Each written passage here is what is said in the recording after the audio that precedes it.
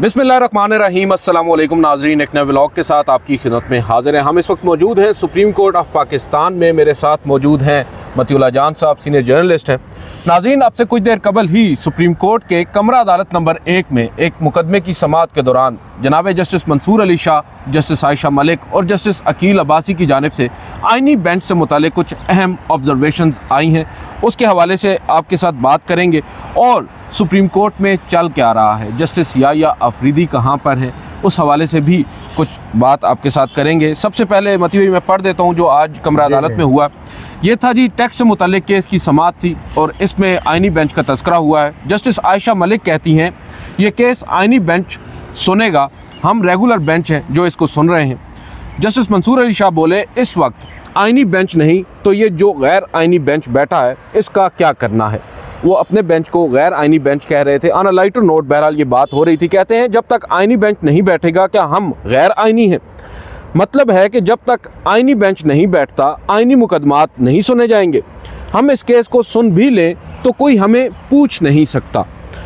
अब बार बार ये सवाल सामने आ रहा है केस रेगुलर बेंच सुनेगा या आइनी बेंच सुनेगा। अगर हम केस का फैसला कर भी देते हैं तो क्या होगा। चले, अगर हम खुद फैसला कर देते हैं तो हमें रोकने वाला कौन है, हमें कौन रोकेगा कि हम ये केस नहीं सुन सकते या हम इसका फैसला नहीं कर सकते। ये असूल कहाँ पर वज़ा हुआ है। और फिर वो ये कहते हैं कि नज़रसानी भी अगर आज हम कोई फ़ैसला कर देते हैं इस मुकदमे के अंदर तो इसके ख़िलाफ़ जो नज़रसानी दरख्वास्त है वो भी हमारे पास आएगी और हम ये कह देंगे कि ये हमारा दायरा इख्तियार है। फिर जस्टिस मंसूर अली शाह ने मज़ीद कहा कि आइनी मुकदमात रेगुलर बेंच नहीं सुन सकता, वकला की तरफ से भी कोई मुआवनत नहीं आ रही।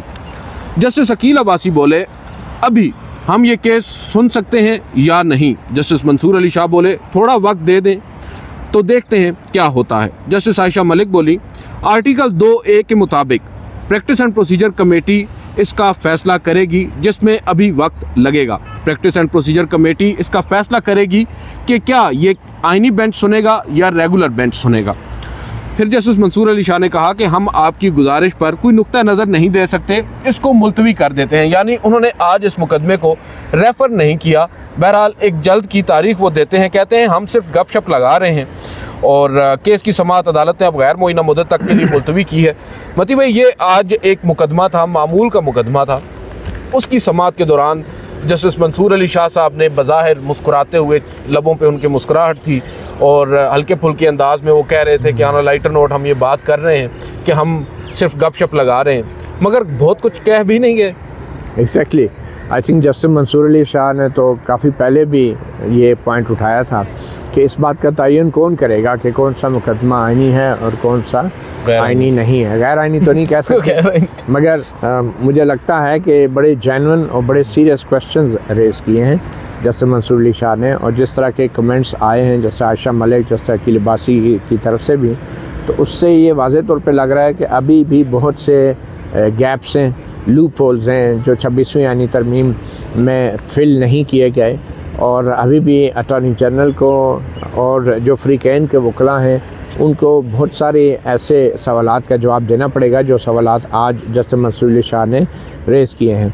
अब इसमें सबसे अहम बात यह है कि ये एक टैक्स का मैटर था। अब देखिए, टैक्स का मैटर अगर 3 सुप्रीम कोर्ट के जजेस ये कह रहे हैं कि ये मामला बज़ाहिर आइनी है, तो एक टैक्स के मैटर के अंदर आइनी मामला अगर आ रहा है तो फिर तो सुप्रीम कोर्ट में कोई भी केस ऐसा नहीं है जिसमें आइनी मामला ना हो या आइनी हकूक़ का नफाज का इशू ना हो। वो तो हर केस में ही एक सुप्रीम कोर्ट में तो लोग आते ही इसलिए हैं कि वो अल्टीमेटली ये कहते हैं कि जो निचली अदालतें हैं उन्होंने जो बुनियादी आइनी हक है, जो आइन के अंदर हकूक़ दिए गए हैं, उनको फॉलो नहीं किया। अभी वकील साहब से एक से बात हो रही थी, वो भी यही बात कह रहे थे जब ये केस रेफर हो रहा था।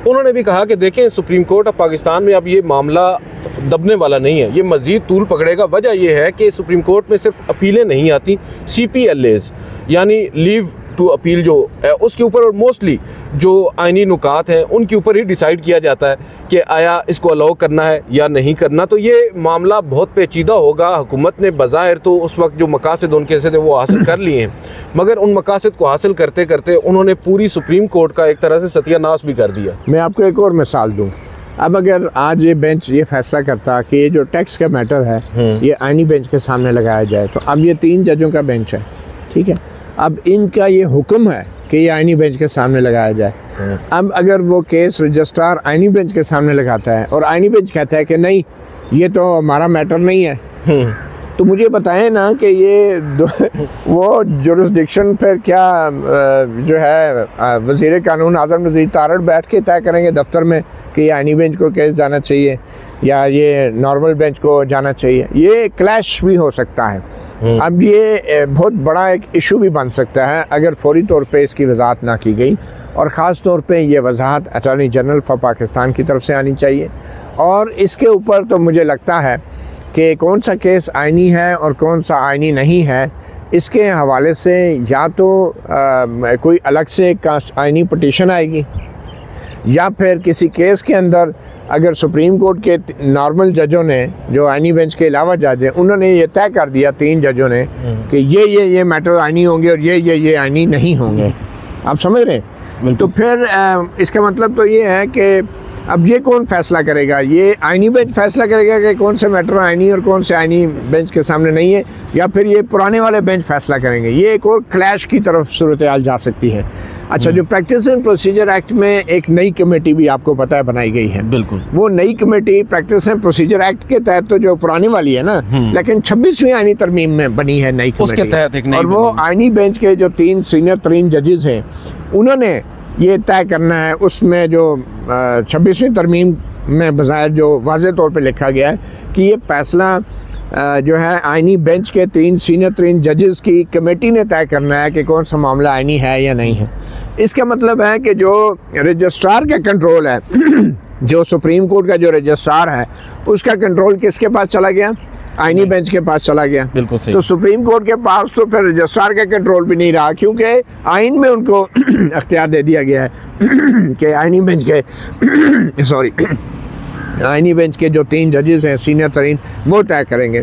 तो ये प्रैक्टिकली मुझे लगता है अब चीफ जस्टिस याहिया अफरीदी को इस बात का अंदाज़ा हो गया है कि उन्होंने अपने हाथ पाँव काट के अब जो है ना वो आईनी बेंच के हवाले कर दिए, और अब ये जो सुप्रीम कोर्ट है इसको आईनी बेंच के नाम पे टेक ओवर कर लिया गया है। yes. और अब ये वो आईनी कोर्ट बन चुकी है अमली तौर पे कि जिसके नाम के चीफ जस्टिस तो याहिया अफरीदी हैं, मतलब मगर काम के जो सुपर चीफ जस्टिस हैं वो जस्टिस अमीनुद्दीन खान हैं, या हर वो बंदा होगा कि जिसको जुडिशल कमीशन गाहे बगाहे बदलता रहेगा। आज जो है वो आईनी बेंच के सरबराह जस्टिस अमीनुद्दीन खान हैं, तो कल उनको अगर हटा दिया गया तो जस्टिस जमाल खान मंदोखेल बन जाएंगे। मतलब ये वो पावरफुल सुपर चीफ जस्टिस होंगे जिनके ओहदे की मुद्दत 2 महीने होगी, जैसा कि अभी जो बेंच बना है उसकी मुद्दत 2 महीने है ना। बिल्कुल। तो ये पूरा कंट्रोल जो है, न सिर्फ ये कि ये सुप्रीम कोर्ट का सारा कंट्रोल जो है आईनी बेंच के हवाले किया गया है, बल्कि आईनी बेंच का कंट्रोल हुकूमत के हाथ में चला गया है, क्योंकि हुकूमत की अक्सरियत ने जुडिशल कमीशन के अंदर बैठ के तय करना है कि कौन सा जज जो है वो 2 महीने के बाद चीफ जस्टिस होगा, सुपर चीफ जस्टिस, और कौन सा जो है वो आईनी बेंच के होगा। यही मफादात का टकराव है ना सर, हमेशा यही बात होती है कि अब जो जजेस साहिबान इन लाइन हैं, यानी कि अब जैसे कि आईनी बेंच के जो मेंबरान बन चुके हैं ऑलरेडी, ऑब्वियसली आईनी बेंच भी तब्दील होगा, बेंच के सरबराह तो तब्दील हो ही सकता है, आईनी बेंच भी तब्दील होगा। तमाम जजेस साहिबान अब इस कोशिश में होंगे किसी तरीके से हम माजरत के साथ हुकूमत की गुड बुक्स में आ जाएं और सुपर चीफ जस्टिस बन जाएं। अब वो चीफ जस्टिस बनने की शायद ख्वाहिश जजेस साहिबान में ना रही हो, अब सबकी ख्वाहिश यही होगी कि हमने बड़े होकर जस्टिस अमीनुद्दीन खान बनना, हाँ सुपर चीफ जस्टिस बनना है। तो ये एक बड़ी अजीब सिचुएशन है, और ये मामला जो है आज की जितनी भी ऑब्जर्वेशन है अगर उनका आप गौर से जायज़ा लें तो ये एक सूरत हाल क्लैश की तरफ जा रही है। पहले तो यही नहीं पता चलेगा कि अगर सुप्रीम कोर्ट के जो नाम नहाद गैर आईनी बेंच के जजेस ने, अगर 3 जजेस ने ये फैसला दे दिया कि ये केसेस आईनी है और ये जो है ना ये नॉर्मल बेंच के सामने जाएंगे, तो क्या आईनी बेंच उस फैसले को मानने का पाबंद है? बिल्कुल, ये बात बड़ी ये एक बहुत इम्पोर्टेंट बात है, क्योंकि अगर पार्लियामेंट जो है या हुकूमत जो है वो सुप्रीम कोर्ट के जुरिस्डिक्शन के अंदर घुस के मामलात को कंट्रोल में ले सकती है, फिर तो जो है वो आईनी बेंच और सुप्रीम कोर्ट का जो रवायती बेंच है वो भी आपस में फिर इसी तरह गुत्थम गुत्था हो जाएंगे। सर ये गैर आईनी और आईनी बेंच तो आमने सामने आएंगे ही। इससे एक चीज़ और भी है कि जो दो कमेटीज़ हैं, अब नज़र ये आएगा कि एक कमेटी रेफ़र करेगी दूसरी कमेटी को और दूसरी कमेटी उसको रेफ़र बैक भी कर सकती है। हाँ। कि भाई ये साडा नहीं है तो है। और ये मुझे तो इसमें मैं एक सवाल आपसे पूछना चाह रहा हूँ, क्योंकि हम देख रहे हैं अब तवातर के साथ जस्टिस मंसूर अली शाह हों, जस्टिस आयशा मलिक हों, ये तमाम वो जजेस साहिबान जो टू सम एक्सटेंट इफेक्टिव भी हैं 26वीं आईनी तरमीम के, इनकी जानिब से हर मौके के ऊपर हर दूसरे दिन ये ऑब्जर्वेशन आती है कि ये मुकदमा एक सर्टन पर्टिकुलर मुकदमा ये हमारा नहीं है, ये आईनी बेंच सुनेगा। क्या ये डेलिबरेटली किया जा रहा है? और ये डेलिबरेटली मैं आपका तजिया जानना चाहूँगा इस पर कि क्या जजेस साहिबान हम ये भी अखज़ कर सकते हैं कि जानबूझकर ये इब्हाम पैदा करने की कोशिश कर रहे हैं और एक नया क्राइसिस जो है वो इससे जन्म ले सकता है जिसका आप इशारा कर रहे हैं? देखिए, पहली बात तो यह कि जब भी एक आईनी तरमीम होती है उसको समझने में और उस पर अमल दरामद करने में कुछ ना कुछ वक्त तो लगता है, ये बात तो तय है। दूसरी बात यह है कि जजेस के हवाले से अगर आप ये समझ रहे हैं कि जानबूझ के ये इब्हाम पैदा किया जा रहा है और इब्हाम नहीं है, तो फिर तो मेरे ख्याल में आपको पहले तो इब्हाम दूर कर देना चाहिए खुद ही। अगर आप खुद इतने क्लियर हैं तो फिर लोगों को बता दें, ये तो कोई मसला ही नहीं है, ये तो जजेस ऐसी, जब आपको भी नहीं अंदाज़ा, हमें भी नहीं समझ आ रही एक बात की, तो जजेस जो सवाल उठा रहे हैं उनका हमारे पास भी जवाब नहीं है, तो हमारे लिए तो ये इब्हाम ही होगा। बट आई एम श्योर कि इस हवाले से अटॉर्नी जनरल फॉर पाकिस्तान जो हैं वो या तो आईनी बेंच के सामने पेश होके वजाहत देंगे या फिर जो है वो गैर आईनी बेंच या रवायती बेंच के सामने पेश। ये भी अभी अटॉर्नी जनरल ने फैसला करना है कि मामला तय आईनी बेंच करेगा या पुराने वाला बेंच करेगा कि कौन से केसेस, किस किस्म के केसेस किस बेंच के सामने जाएंगे। ये भी अब अटॉर्नी जनरल ने क्लियर करना है। अब देखना यह है कि वो किसके सामने पेश होते हैं। अभी तक तो आईनी बेंच बैठा ही नहीं है, अभी तक तो आईनी बेंच के सामने कोई केस लगा ही नहीं है। तो अब मुझे इतना पता है ज़राए से कि 500-600 केसेस को सुप्रीम कोर्ट के रजिस्ट्रार ऑफिस ने अलग किया था जो उनकी दानिश में ये आईनी बेंच के सामने जाने चाहिए या जिनमें आईनी सवालात ने टास्क दिया था या अफरीदी साहब ने। अब मज़े की बात यह है कि अब रजिस्ट्रार ऑफिस ने ये तो तय कर दिया अपनी तरफ से। अब जब वो आईनी बेंच के सामने केसेस लगाए जाएंगे, ठीक है, तो हो सकता है आईनी बेंच कहे कि भाई ये तो हमारा केस ही नहीं बनता, जाएं वापस जाएं। ठीक, ये जैसे दो थानों की हदूद में झगड़ा नहीं होता तो अब ये सुप्रीम कोर्ट के अंदर 2 थाने बन गए और 2 थानेदार बन गए और वो लाश बीच में पड़ी होगी, ठीक है, साइलिन की, और वो झगड़ा इस बात पे हो रहा है कि ये लाश जो है ये इस साइड पे है पटरी से या पटरी की उस साइड पे है। तो ये बड़ी एक अजीब सिचुएशन है और बड़ी सीरियस सिचुएशन है। मेरे ख्याल में सुप्रीम कोर्ट के अंदर आने वाला हर केस जो है उसके अंदर आईनी पहलू भी होते हैं और आने वाले वक्तों में आप देखेंगे कि सुप्रीम कोर्ट के जो जजेस हैं कुछ उनमें से जानबूझ के और कुछ उनमें से जेन्युइनली जो है कुछ सवालात खड़े करेंगे और जिसकी वजह से काफ़ी देर तक ये उलझन रहेगी कि कौन से मैटर आईनी हैं और कौन से मैटर्स आईनी नहीं हैं। अच्छा, इसमें एक चीज़ जो समझने की ज़रूरत है और हम आपसे समझना चाहेंगे भी, लोग भी ये समझना चाहते हैं। अब क्योंकि इन क्वेश्चन तो है 26वीं आईनी तरमीम, जिससे ये पूरी एक कन्फ्यूजन, एक इस्तराब, एक इब्हाम पैदा हो चुका है। जजेस साहिबान जो सुप्रीम कोर्ट के हैं वो भी इस कश्मकश में मुब्तला हैं कि कैसे और क्यों कर ये मुकदमात वो सुन सकते हैं, नहीं सुन सकते। अब सवाल ये उठता है, 26वीं आईनी तरमीम को सुप्रीम कोर्ट में बहुत सी दरख्वास्तों के तहत चैलेंज कर रखा है। तकरीबन 10 से 12 दरख्वास्तें तो ऐसी हैं जो हमने रिपोर्ट की हैं। अभी रिसेंटली जो दरख्वास्त आई है बड़ी खूबसूरती के साथ ड्राफ्ट की गई है बैरिस्टर सलाउद्दीन साहब की जानिब से, जो चारों सूबों की नुमाइंदगी करती है दरख्वास्त। उस दरख्वास्त में भी उन्होंने तमाम तर नुकात उठाए हैं। अब सवाल ये है कि आईनी बेंच जो उस 26वीं आईनी तरमीम के तहत ही कायम किया गया है वो ही उस 26वीं आईनी तरमीम के ख़िलाफ़ दरख्वास्त को सुनेगा या फिर सुप्रीम कोर्ट को एक फुल कोर्ट की सूरत में बैठना होगा और इन मुकदमात को सुनना होगा। ये तजवीज़ रखी गई है जस्टिस या अफरीदी साहब की जानिब से भी कहा जाता है उस जुडिशल कमीशन में कि तमाम जजेस को आईनी बेंच का रुकन बनाया जाए और चीफ जस्टिस की सरबराही में आईनी बेंच होना चाहिए, यानी तमाम जजेस हों जिस तरह सिंध हाई कोर्ट में हुआ है। अब सवाल ये है कि हुकूमत तो नहीं चाह रही, हुकूमत तो यही चाह रही है बज़ाहिर कि वही 7 या 8 जजेस जो आईनी बेंच में हैं वही सुने इस आईनी तरमीम को भी, इसके ख़िलाफ़ दरख्वास्तों को भी। आप as a court reporter, as senior court reporter क्या समझते हैं असूली तौर पर क्या होना चाहिए? फुल कोर्ट को सुनना चाहिए या उसी बेंच को सुनना चाहिए? देखें, पहली बात तो यह है कि आइडियली स्पीकिंग आपने खुद शुरू में जो बात की कि चीफ जस्टिस याहिया अफरीदी की तरफ से जुडिशल कमीशन में तजवीज़ आई थी कि फुल कोर्ट बिठा दें, वो एक बड़ा अच्छा सोल्यूशन था। और हम शुरू दिन से हम दोनों ये बात करते आ रहे हैं कि भाई उसमें आप तफरीक ना करें, ताकि किसी को ये एतराज़ ही ना हो कि ये जो हैं बेनिफिशरी जजेस हैं और ये जो हैं दूसरे जजेस हैं, तो उन सारों को इकट्ठा करके एक फुल कोर्ट बना दें। अब मसला ये है कि अगर ये फुल कोर्ट बना दी जाती तो फिर तो एतराज़ात ख़त्म हो जाते और ये एक बड़ा अच्छा विन विन सिचुएशन थी सबके लिए। अब होगा क्या, अब अगर लेट्स से कि ये 26वीं आईनी तरमीम की दरख्वास्तें जो हैं, जो कि 184(3) के तहत दायर की गई हैं, और मेरे ख्याल में 26वीं आईनी तरमीम में इस हद तक तो क्लैरिटी है कि 184(3) की तमाम दरख्वास्तें आईनी बेंच के सामने जाएंगी, वो तो क्लियर है, इसमें तो कोई इबाम नहीं है। तो अब अगर ये आईनी बेंच के सामने जाती हैं तो फिर मेरे जहन में एक सवाल उठता है, क्या आईनी बेंच का इतना अख्तियार है, क्योंकि है तो सुप्रीम कोर्ट और ऊपर से आईनी बेंच, क्या उसका इतना अख्तियार है कि 7 जजेस बैठ के मुत्तफ़िका तौर पे या अक्सरियती तौर पे ये फ़ैसला करें कि ये मामला फुल कोर्ट के सामने लगाया जाए? क्या आईनी बेंच ये फ़ैसला दे सकता है? मेरा तो ख्याल है वो दे सकता है। अगर वो वाकई आईनी बेंच है ना, बड़ा बाख्तियार है, 26वीं आईनी तरमीम के तहत बना है, तो फिर अगर वो ये फ़ैसला दे सकता है तो फिर यकीनी तौर पे जो दरख्वास्त गुजार होंगे 26वीं यानी तरमीम के ख़िलाफ़, वो ये उनका पहला मुतालबा यही होगा कि ये मामला फुल कोर्ट के सामने रखा जाए, क्योंकि आप तो बेनिफिशरी हैं। और मैंने पहले भी एक जगह पे एक शेर की ज़ुबान में कहा था कि मीर क्या सादा है कि बीमार हुए जिसके सबब उसी अतार के लड़के से दुआ लेते हैं, पता ही। तो बात ये है कि अब उसी आईनी बेंच के सामने आप जाके कहेंगे कि आप गैर आईनी हैं, तो इसका हल यही था कि फुल कोर्ट बना दी जाती।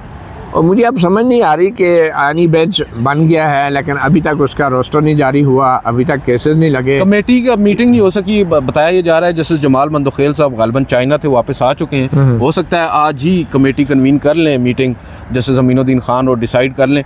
जो अगला सवाल बनता है मती भाई, वो ये बनता है कि कहा यह जा रहा है कि मोस्ट प्रोबेबली जो रिव्यू है 12 जुलाई के फैसले के ख़िलाफ़ मखसूस नशिस्तों वाला, वो रिव्यू फ़िक्स किया जाएगा सबसे पहले, अगर किया जाता है सबसे पहले किया जाता है, और वही आईनी बेंच जो 5 या 7 जजेस पर मुश्तमिल होता है वो क्या सुन सकेगा? क्योंकि ये मैं समझना ये चाह रहा हूँ कि बात यह है कि पहले 13 जजेस ने एक फ़ैसला दिया, और 13 जजेस के फ़ैसले के ख़िलाफ़ रिव्यू जो है वो कम जजेस सुन सकेंगे, बेशक आईनी तरमीम हो गई है। देखिए, ये 13 जजेस का फ़ैसला नहीं था, एक तो हमें ये क्लियर कर लेना चाहिए, ये फुल कोर्ट का फ़ैसला। हाँ ठीक है ना, ये कोई 13 नहीं थे कि 17 में से 13 का बेंच नहीं था, नहीं, ये फुल कोर्ट। और बाकी जजेस अगर नहीं बैठे थे तो उसकी कॉन्स्टिट्यूशनल रीज़न थी, तो इसलिए 13 जजेस की वो फुल कोर्ट थी। तो असूली तौर पे तो यही होना चाहिए कि अगर फुल कोर्ट का फ़ैसला है तो फिर उसको फुल कोर्ट में ही नज़रसानी के लिए जाना चाहिए। मगर अब जबकि 26वीं यानी तरमीम आ गई है और उसमें ये कहा गया है कि जितने भी मैटर हाई कोर्ट से 199 रिट की जुरिस्डिक्शन के फैसलों के खिलाफ अपील की सूरत में सुप्रीम कोर्ट आते हैं, जो कि इलेक्शन कमीशन के मैटर भी रिट में ही आया था मामला, तो वो सारे जाएंगे कॉन्स्टिट्यूशनल बेंच के सामने। बिल्कुल सही। और अब क्योंकि आइन में अगर ये लिख दिया गया है कि ये सारे मैटर रिव्यू भी और जो भी अपील होगी या जो भी, वो कॉन्स्टिट्यूशन बेंच के सामने जाएंगे, जो कि आइनी मामलात हैं, तो फिर तो जो बेंच चाहे 2 जजों का हो या 3 जजों का हो, अब उसमें तो आइनी बेंच के 3 जजों की कमेटी ने बताना है ना कि कितने जज, तो उसमें फिर ये कहना मुश्किल हो जाएगा कि फुल कोर्ट के सामने लगाया जाए, क्योंकि जो फुल कोर्ट का जो असूल था, जो रूल था, जो कायदा था, वो कॉन्स्टिट्यूशन नहीं था, वो सुप्रीम कोर्ट रूल से, आल्दो के वो रूल्स भी कॉन्स्टिट्यूशन के तहत बनते हैं, आर्टिकल 191 के तहत सुप्रीम कोर्ट को अख्तियार है कॉन्स्टिट्यूशन के तहत दिया गया कि रूल बनाए। मगर इसके बावजूद भी ये जो वाज़े तौर पे 26वीं यानी तरमीम में लिख दिया गया है ना कि ये मामला कॉन्स्टिट्यूशन बेंचेस के सामने जाएगा, तो ये फिर आगे बेंच में कितने जज होंगे और कौन से जज होंगे, वो सारा मामला फिर मेरे ख्याल में वापस फिर रूल्स पे आ जाएगा, उसकी एक्सप्लेनेशन अगर आइन में नहीं दी गई। बिल्कुल सही, ठीक है। तो रूल्स में तो यही है कि अगर फुल कोर्ट ने पहले फैसला दिया है तो उसका रिव्यू भी फुल कोर्ट होगा, ठीक है। तो मेरा ये ख्याल है कि उसका हल भी यही है, क्योंकि उसमें भी मसले मसाइल यही हैं कि ये 26वीं आइनी तरमीम जो लाई गई है, इसकी एक बड़ी वजह ये थी कि वो मखसूस नशिस्तों के केस पे अमल दरामद नहीं हो रहा था, और इलेक्शन कमीशन जो है वो उस पर अमल दरामद नहीं कर रहा था, और उसको तहफ़्फ़ुज़ देने के लिए जो है ये 26वीं आईनी तरमीम लाई गई है, और जिसके नतीजे में वो बेंच बना दिया गया है जिसके सामने अब ये मखसूस नशस्तों का केस लगाए जाने की बात की जा रही है। तो ये भी कॉन्फ्लिक्ट ऑफ इंटरेस्ट तो यहाँ पे भी आ जाता है। तो मुझे ये लगता है कि कॉन्स्टिट्यूशन बेंच में वो 2 जजेस भी शामिल हैं जिन्होंने उस फैसले को ही गैर आईनी करार दिया था, बल्कि सरकारी इदारों को कहा था कि इन पे अमल मत करें अगर आप समझते हैं कि ये गैर आईनी है सुप्रीम कोर्ट का फैसला। मतलब इस तरह की जहन और सोच वाले जजेस और फिर वो जजेस भी शामिल हैं जिन्होंने मखसूस नशस्तों की अक्सरियती 8 जजों का हिस्सा थे, जिनमें जैसे आयशा मलिक हैं और जस्टिस मोहम्मद अली मज़हर हैं, जस्टिस हसन अज़हर रिज़वी हैं, लेकिन वो अक़लियत में 7 रुकनी बेंच में। बिल्कुल। तो बहरहाल मेरा ख्याल है कि इसका वाहिद हल यही है कि फुल कोर्ट बना दी जाए, और उसमें 2 केसेस कम से कम जो है फुल कोर्ट से डिसाइड होने चाहिए, उसको आईनी बेंच कर दें आप महीने 2 महीने के लिए, और वो दोनों केसेस, एक 12 जुलाई वाला है और एक 26वीं आईनी तरमीम वाला है। चलें, बहुत बहुत शुक्रिया मती भाई। यही अफीदी साहब। हाँ, वो उनके बारे में सुनना है कि कराची में है, मगर कराची में भी मुकदमात नहीं सुन रहे, क्यों ड्यूटी रोस्टर हमारे सामने नहीं आया और ना ही कोई कॉज लिस्ट जारी हुई है। आज कहा जा रहा है मुमकिन तौर पर हो सकता है कॉज लिस्ट आ जाए कि वो पेशावर में जाकर कुछ मुकदमात सुनेंगे, अभी ये भी कंफर्म नहीं है। तो ये बहरहाल समझ से बालातर है कि अगर वो जुडिशल साइड पर काम नहीं कर रहे तो फिर कहाँ है। निजी दौरे का भी हमें तो ऐसा कोई देखिए कोई क्लैरिफिकेशन इसके हवाले से आनी चाहिए सुप्रीम कोर्ट ऑफ पाकिस्तान की तरफ से, क्योंकि वो चीफ जस्टिस ऑफ पाकिस्तान है। अगर वो मुल्क में है तो तब भी हमें मालूम होना चाहिए, अगर वो मुल्क से बाहर हैं तो फिर जस्टिस मंसूर अली शाह जो है वो अगर मुल्क से बाहर होते तो वो कायम मकाम होते, लेकिन आज कमरा अदालत नंबर 1 में तो वो बैठे हैं। ज़ाहिर बात है, कमरा अदालत नंबर 1 में तो वो बैठ गए हैं, लेकिन चीफ जस्टिस याहिया अफरीदी कराची क्यों गए हैं? क्या जो काम वो कराची में चैम्बर में बैठ के कर रहे हैं या करना चाहते हैं, क्या वो इस्लामाबाद में चैम्बर में नहीं हो सकता था? वो ऐसा कौन सा कोई ख़ास केस है जिसका ताल्लुक़ कराची से है, या ऐसा कौन सा वो काम है या मीटिंग है या इजलास है या राब्ते या मुलाकातें कि जो इस्लामाबाद में बैठ के नहीं हो सकती थी, वो कराची जैसे बग़ैर महफूज चैम्बर में वो ये सारी कार्रवाइयाँ हो सकती हैं। तो इसकी वजाहत ज़रूर आनी चाहिए।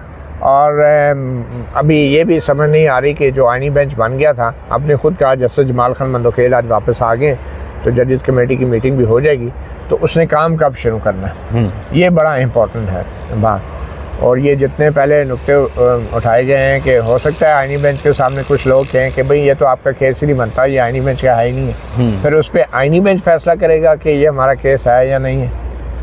कमेटी मेरा ख्याल है कमेटी करेगी। 12 ये 2 थानों की हदूद पे झगड़ा होगा। बिल्कुल, चलें देखते हैं क्या होता है। बहुत बहुत शुक्रिया मज़हर जान साहब। नाज़रीन आपने सुना, नेक्स्ट जो कुछ दिन हैं उनमें कुछ चीज़ें वाज़ेह भी होंगी और शायद कुछ गलतफहमियाँ मज़ीद भी बढ़ेंगी। अब देखते हैं जजेस साहिबान क्या करते हैं, क्या हल निकलता है। अटॉर्नी जनरल साहब का किरदार बड़ा अहम होने जा रहा है, वो डिफ़ाइन करेंगे। और इस सब में सबसे इम्पॉर्टेंट चीज़ ये है कि ये सुप्रीम कोर्ट ऑफ पाकिस्तान को डिसाइड करना है कि कौन से मुकदमात कौन से बेंचेस सुनेंगे, और उस हवाले से फुल कोर्ट बैठेगी तभी तमाम तर चीज़ों को एड्रेस किया जा सकेगा। आज की इस वीडियो से इतना ही, इजाज़त दीजिए। अल्लाह हाफ़िज़।